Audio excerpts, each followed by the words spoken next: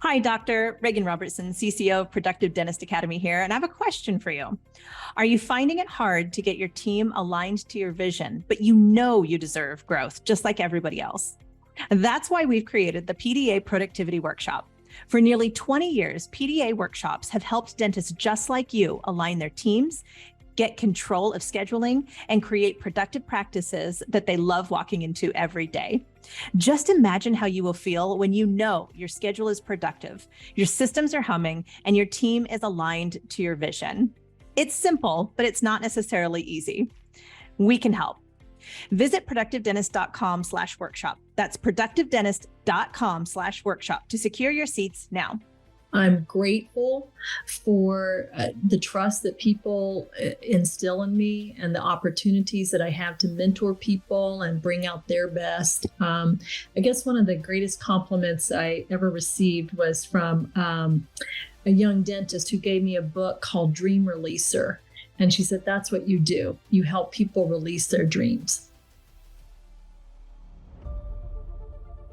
Welcome to the Everyday Practices Podcast. I'm Regan Robertson, and my co-host, Dr. Chad Johnson, and I are on a mission to share the stories of everyday dentists who generate extraordinary results using practical, proven methods you can take right into your own dental practice. If you're ready to elevate patient care and produce results that are anything but ordinary, buckle up and listen in.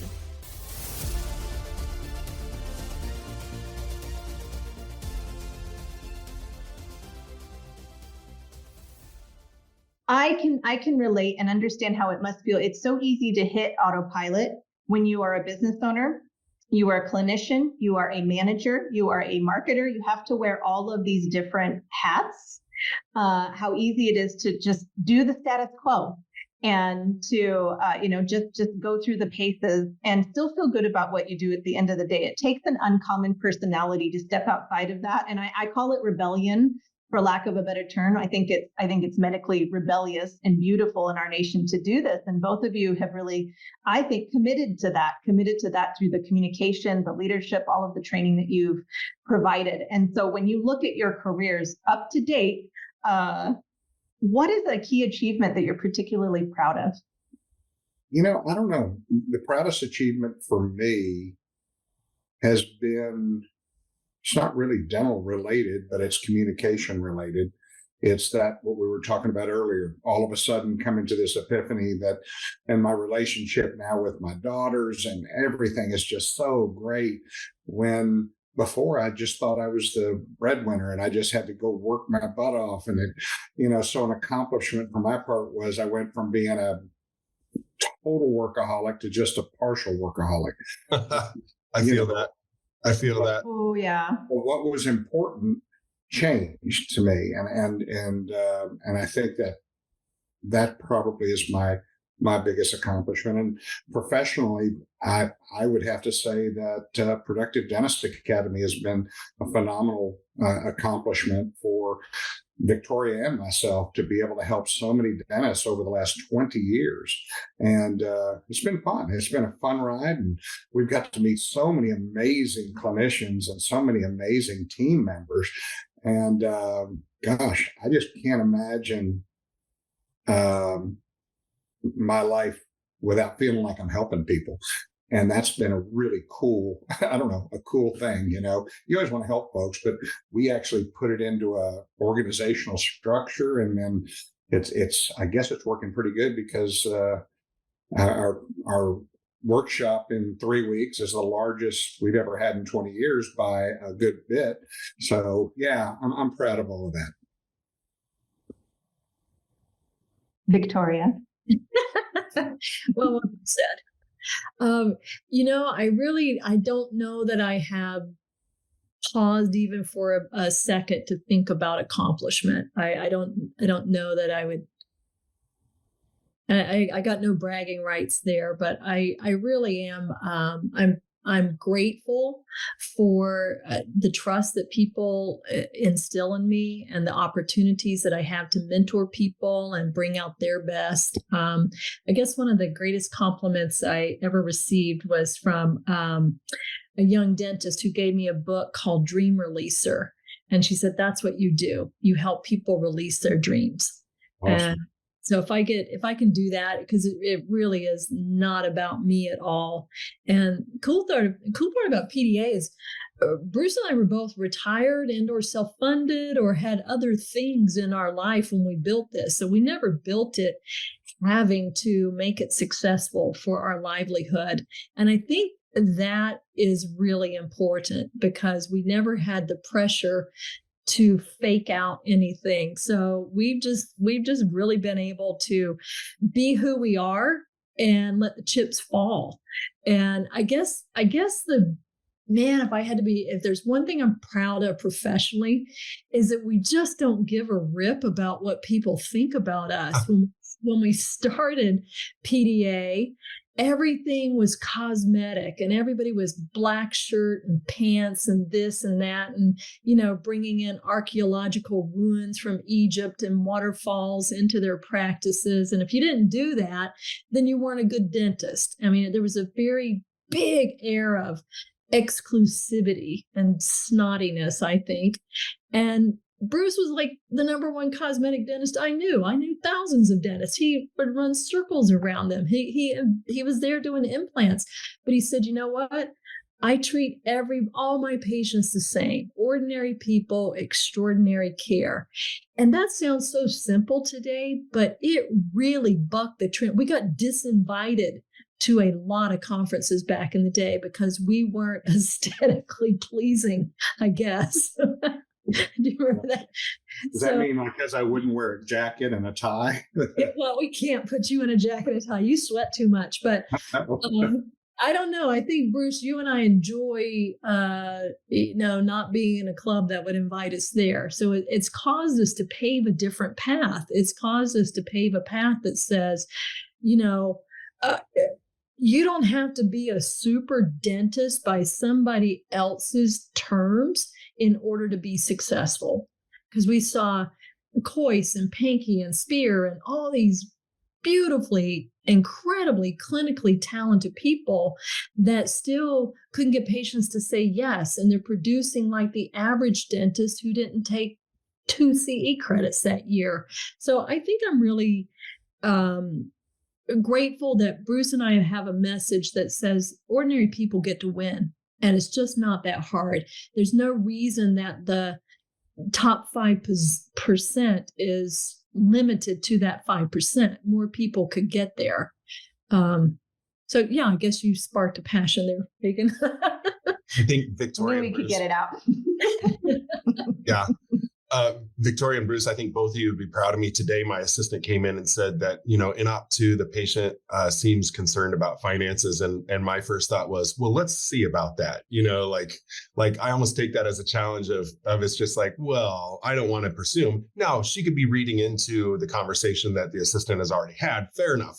But I just thought, well, I'm not going to go into it with the mindset of, well, you just need a denture, And sure enough, that's what we ended up doing.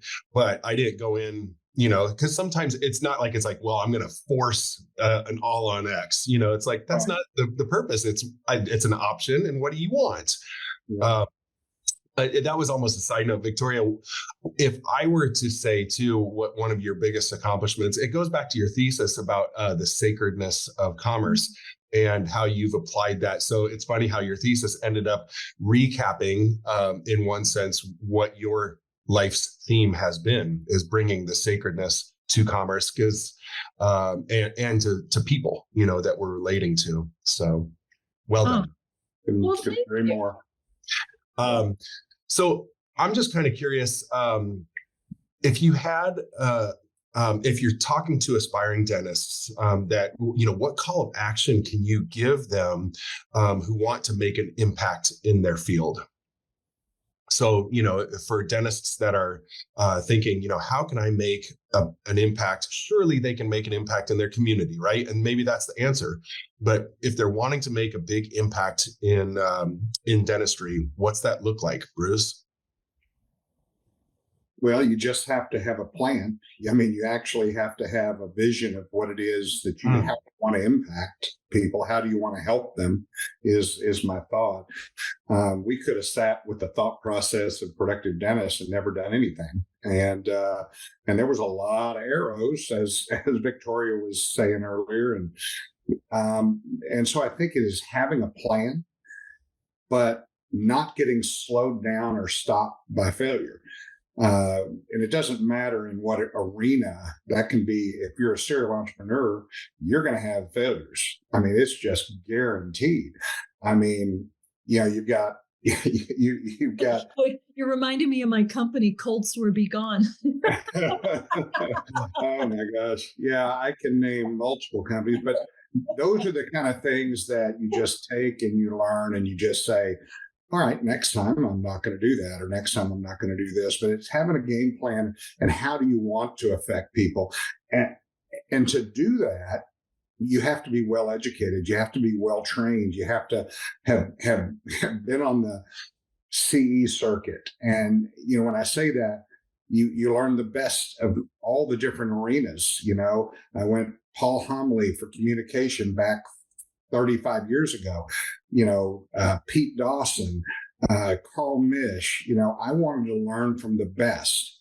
And then what's interesting and what happens is you take information from the best people, the Arun Garbs, you take information from all those people and you distill it to what works for you. And that may be totally different than what you would ever imagine.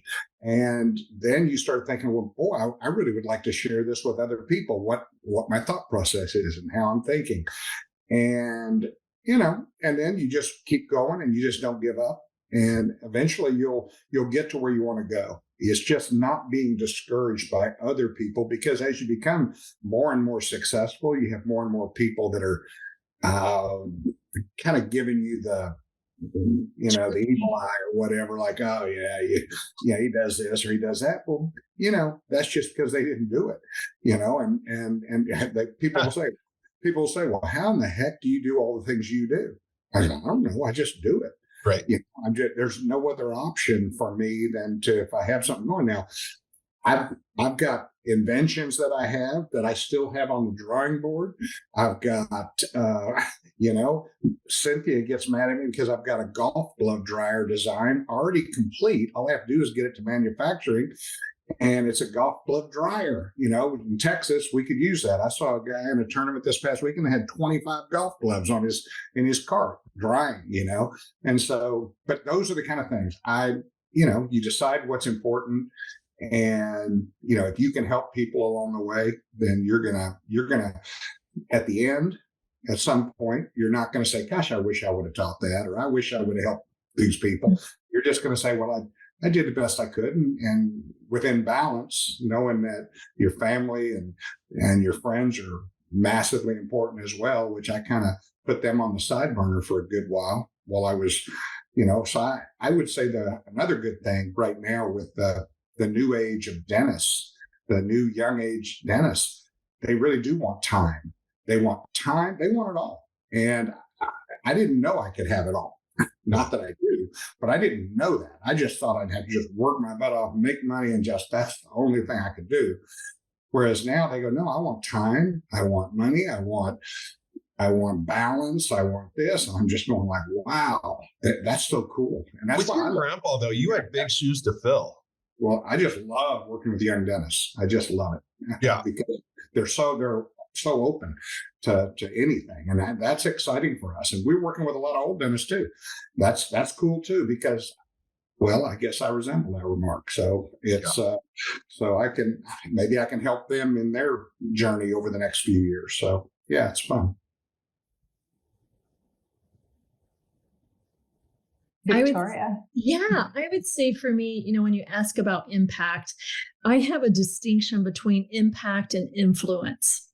And so impact is like a meteor comes crashing down. It does. It conjures that word up. Yes. So impact, there's usually like a momentum coming into another object. So I think about impact. I think about influence like water running over rock and the Grand Canyon being established and things like that. So I think number one, work on influencing your own mindset. Like really do the inner work of who am I? What do I believe in? How did my parents mess me up as a kid? All of that kind of stuff. Wow, that's deep. Yeah. Right. So first and foremost, influence yourself. And Regan, you and I were talking about this the other day, like what is a leader's responsibility? And for us, it is to empty the bowl of my own preconceptions, my own lens that just allows me to see the world through a narrow way. If I can open up like that as a leader, then I've got compassion for others and I can sit and hold space for them and they can discover who they are. And then one by one, we influence the world that we're in. Right. So good people just light the candle for other good people.